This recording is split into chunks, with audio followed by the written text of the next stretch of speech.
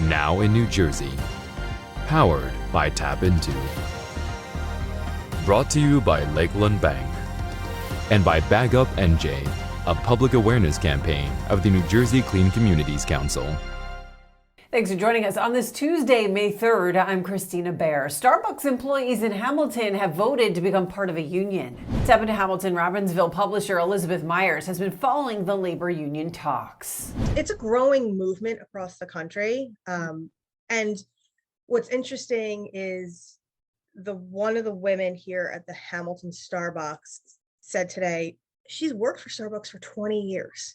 And she's always felt a partnership with them, but over recent years, she's felt that partnership between employees and the company has broken down.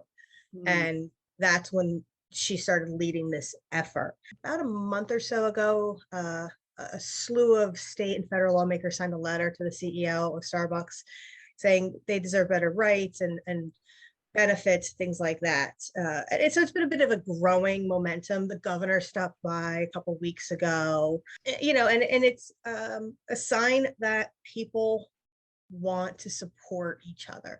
The AFL-CIO has said their polling shows 68% of people support unionization, and something to the effect of like 77% of younger people support unionization. Wow. That's a huge thing. And it's a generational shift.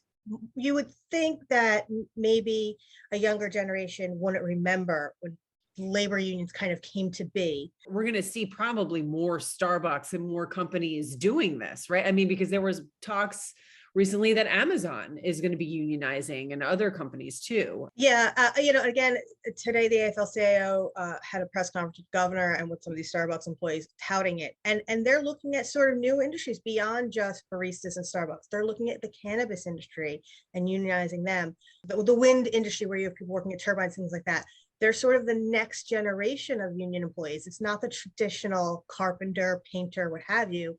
We've moved into a different area of employees wanting to have somebody to represent them.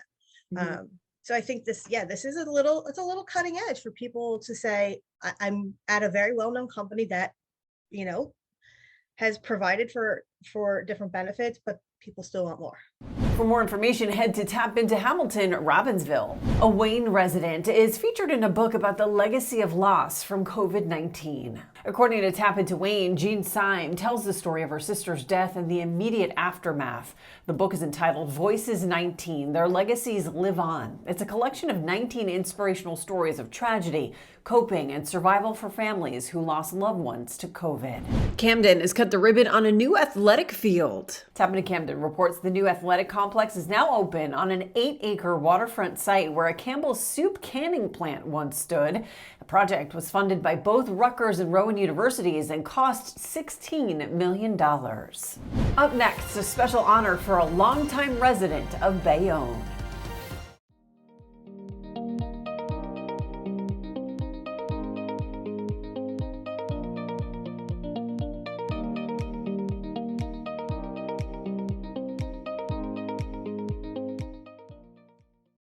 Welcome back. A longtime Bayonne resident and businessman is honored. Willie Graham, who ran a barbershop since the 1960s, now has a street named in his honor.